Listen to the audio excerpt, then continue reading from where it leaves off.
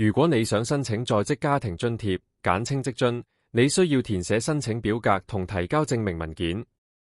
職津計劃嘅申請表格主要分為3個單元，包括申請住戶嘅個人資料、申請住戶嘅工時、入息同資產資料，同埋申請人聲明。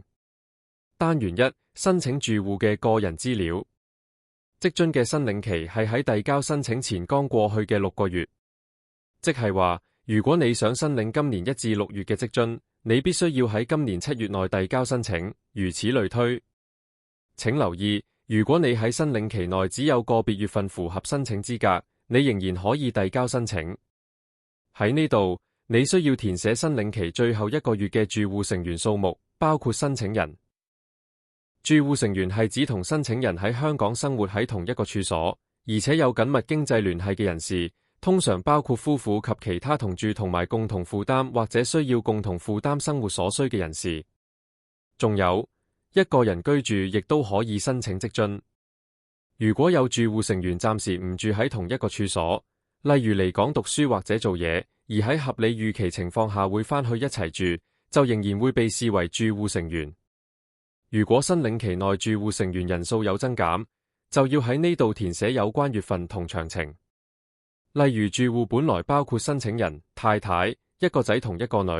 而另外有個仔喺申領期內出世，你就需要列出有關申請月份同喺詳情一欄列明個仔出世。另外，如果有住戶成員喺申領期內搬離申報處所，你亦都需要喺呢一部分填寫有關月份同詳情，同埋喺之後嘅部分提供嗰位成員嘅個人資料。之後就係填寫基本資料，例如居住地址、聯絡電話號碼等等。下一部分係填寫申請人同所有住戶成員嘅個人資料。你需要清楚填寫個人資料，包括姓名、香港身份證號碼等。如果你係單親住戶，即係單親嘅在職父親或者母親，可以包括監護人，以及同最少1名15歲以下嘅仔女住埋喺一齊，申請職津嘅工時要求會比較低。所以，如果你以單親父母身份申請，謹記需要喺第7題剔示，同埋註明婚姻狀況。接住係填寫申請人嘅收款銀行戶口資料同號碼。銀行編號同戶口號碼可以睇返銀行月結單或者存摺。注意，申請人一定要係帳戶持有人，而收款銀行戶口唔可以係定期存款戶口、信用卡戶口或者外幣戶口等等。往後就係填寫所有住戶成員嘅個人資料，包括姓名、同申請人嘅關係同其他個人資料。每個住戶成員需分隔填寫。如果除咗申請人之外有超過4個住戶成員，可以利用申請表格附加頁 WFA002A 填寫其餘成員嘅資料。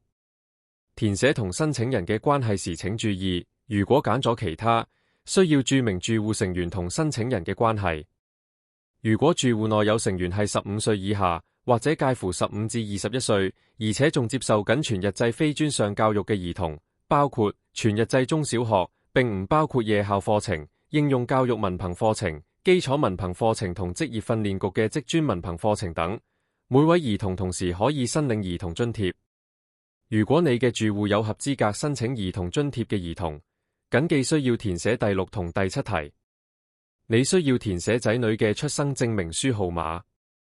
如果仔女並未持有香港出生證明書或者香港身份證，就要提供其他證明文件資料，例如單程證、回港證、居留權證明書、護照同埋相關批注同入境標籤等等。單元2，申請住戶嘅工時、入息同資產資料。呢個部分係填寫申請人或者申報合併計算工時嘅住戶成員嘅工作入息同工作時數。首先填寫基本資料，例如申請月份、工作詳情，包括工作方式、行業、職位、公司或者僱主名稱同電話、每月工作入息同每月工時等等。每月工作入息係指扣除僱員喺強制性公積金，即係強積金或者公積金嘅強制性供款後嘅入息。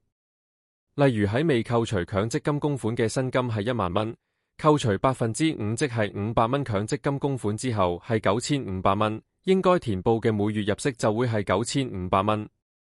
仲要填寫工作時數。請注意，職津計劃合併計算所有住戶成員嘅工作時數。如果需要合併更多住戶成員嘅工時，請填寫嗰位成員嘅姓名、工作詳情、工作入息同工作時數等等。如果申請人或者申報合併計算工時嘅住戶成員係受僱人士，並且喺合約或者同僱主嘅協議裏面有指明嗰個受僱人士嘅工作時數，就只需要提交一份反映或者證明相關申請月份同僱主協議嘅文件，例如僱傭合約，而無需要按月提交工作時數證明。如果合約或者協議裏面有指明每星期相同嘅工作時數，可以將嗰個工作時數乘以 4.4 個星期計算每月工作時數。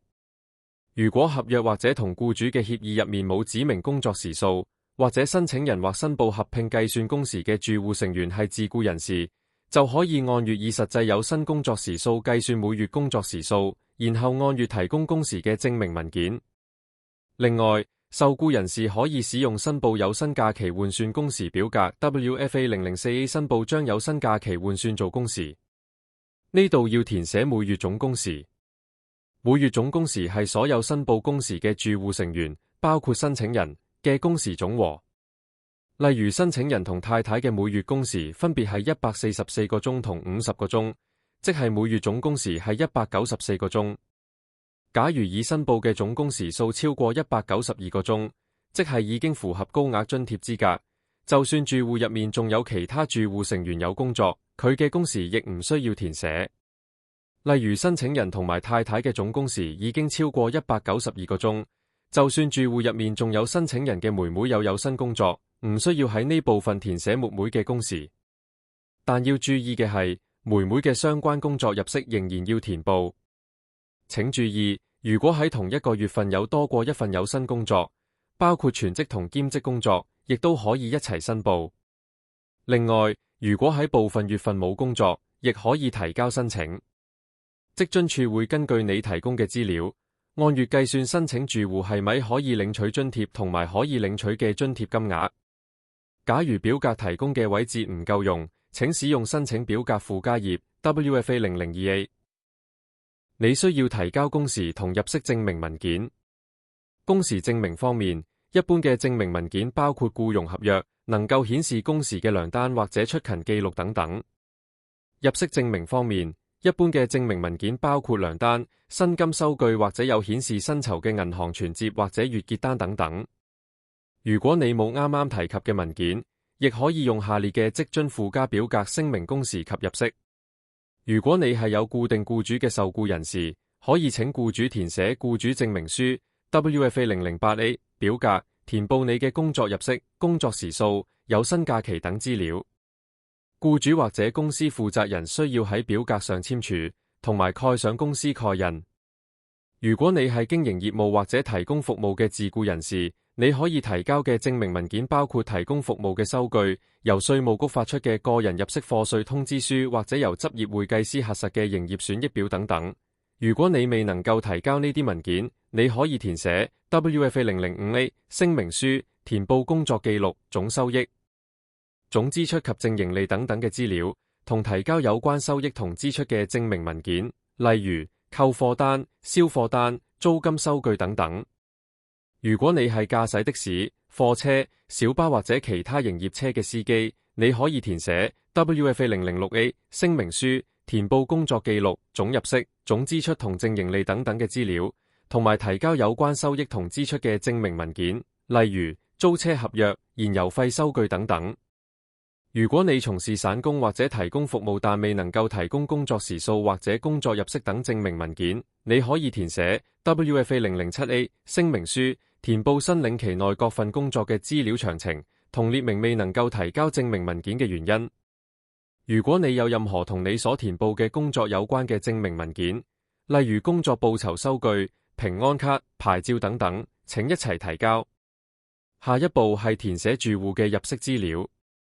你需要喺呢部分填寫申請人同埋所有住戶成員嘅入息資料，但唔需要重複申報喺上一部分已經申報嘅工作入息。住戶入息包括扣除強積金計劃嘅僱員強制性供款後嘅所有工資、提供服務嘅報酬、津貼、小費、自僱人士嘅業務盈利、租金入息、收取嘅贍養費、非同住親友嘅資助等等。更多嘅例子可以參考職津網頁嘅職津計劃申請須知。下一步係填寫住戶資產資料。你需要提供申領期最後1個月你同所有住戶成員喺香港同香港以外地方嘅所有資產，包括銀行存款、保險計劃嘅現金價值，包括紅利、投資、土地、房產、的士或者公共小型巴士牌照、強積金或者公積金計劃已經提取或者可以提取嘅累算權益、投注戶口結餘、借出而未收回嘅款項等。更多嘅例子可以參考職津網頁嘅職津計劃申請須知。請留意，每個住戶可以獲得豁免計算一個自住物業。如果屬於同其他人共同擁有嘅資產，就應該填寫所佔嘅百分比。例如，申請人同太太有一個聯名戶口，存咗4萬蚊，每個人各佔2萬蚊，即係50%，應該填報呢個聯名戶口嘅價值係4萬蚊，而申請人同太太所佔嘅百分比分別為50%。請注意，如果資產並唔係以港幣計算，請注明貨幣。如果資產包括人壽儲蓄保險，你應該提供結算日期、保單現金價值同紅利。如果周年報表嘅結算日期唔係申領期最後1個月，就需要申報周年報表結算當日嘅價值。應該申報嘅價值包括紅利同保單持有人喺取消保單時可以攞返出嚟嘅累積金額。資產亦包括馬會投注戶口同股票，你應該注明投注戶口嘅結餘同股票嘅價值。另外，如果持有保險箱，亦都應該申報保險箱裡面嘅物品同價值。一般嚟講，資產價值應該喺申領期最後1個月結算。如果仲未可以提供最後1個月嘅結算價值，請填報最近期嘅價值。如果喺申領期最後1個月超出資產上限，就需要申報前1個月嘅資產值，如此類推。單元3，申請人聲明。下一部分係入息同資產聲明。申請人要聲明係咪已經填報申請人同埋所有住戶成員嘅所有工作入息、其他入息同資產。如果冇申報所有入息同資產，你應該盡快補交相關資料，否則職津處唔能夠處理嗰個申請。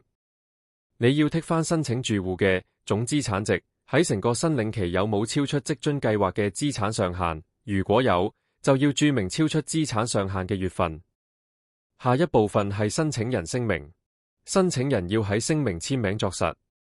聲明包括你同住戶成員已經閱讀在職家庭津貼計劃申請須知同收集個人資料聲明書，而喺申請表格、附加頁同附加表格裏面填報嘅所有資料，同埋就住嗰個申請所作嘅任何陳述同提交嘅證明文件都係真實、完整及準確，同埋明白故意作出虛假陳述、虛報或者隱瞞任何資料以騙取津貼屬於刑事罪行。咁點樣遞交申請表同證明文件呢？你要將已經填妥嘅申請表格連同證明文件遞交。你可以透過網上申請服務喺網上遞交申請，詳情可以掃描畫面上嘅二維碼去瀏覽職津網頁 wfa.gov.hk 或者參考如何網上申請職津嘅短片。你亦都可以將有關文件經郵寄遞交，或者投遞至投遞箱。